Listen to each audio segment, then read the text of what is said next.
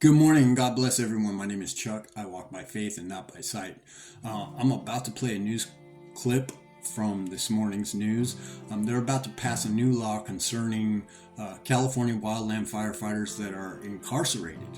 And incarcerated inmates have been fighting and on the front lines of California's wildfires for decades. In fact, the first time I got locked up, I knew a gentleman who had told me stories about going to fire camp and just how awesome of an experience it was. And I was just hoping that I was going to get that opportunity. Now, I've been locked up several times in the past. Hopefully never again. Hopefully I'm not that dumb ever again. And I had the privilege every time of going out to fight these fires. And I have actually a ton of incredible stories from fires that I have fought. But I'm about to play the clip now. The issue is that these guys are going out and well, when I used to do it, it was $1 an hour while you were fighting the fires, which was a lot of money. It was the most money you could pretty much make while locked up at the time. And it was cool because it allowed me to buy things and even save money for when I paroled. I think the hope on this law is that these gentlemen with these new fire academies, one of which I've gone to, the hope is that they're going to be able to save up money as well as help their families while they are incarcerated and risking their lives to fight these fires. But to save up money for gear and, just expenses that they're going to need upon release. And I think it's a beautiful thing. So anyway, check this clip out, all right? Annabelle Munoz takes us inside the Conservation Fire Camp program. As two historic wildfires raged in Southern California, Joseph McKinney and Sal Almanza were among the firefighters who rushed to help.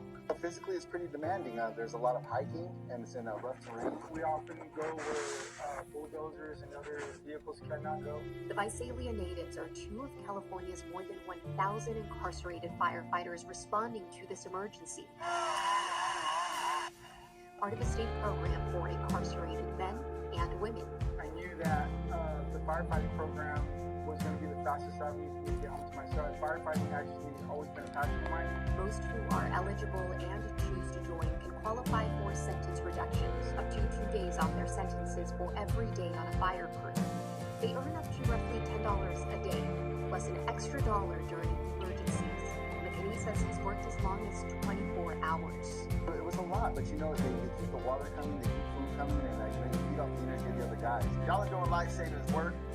We have a responsibility to show our gratitude as a state for that. California State Assembly member Isaac Bryan and government officials met with some of these firefighters at their base camp in Pasadena. Bryan just introduced legislation to increase their pay. What AB 247 says is that if you are incarcerated and you are actively fighting a wildfire, you are on the front line, you are on the fire line doing that life-saving work, you should be compensated at the same rate as the lowest paid person who's not incarcerated. McKinney and Almanza have been moved by the outpouring of support from many in the public. It just feels like sometimes you're tucked away, and no one gets to share you against each other's experiences.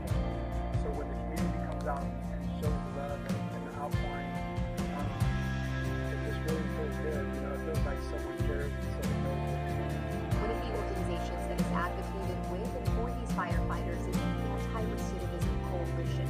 They helped write a bill to expunge their records. The organization also helped run a firefighter training and re-entry program that creates a pathway for a career upon release. I have about 2 years left on my sentence, so by the time that's over, I should be pretty dialed in.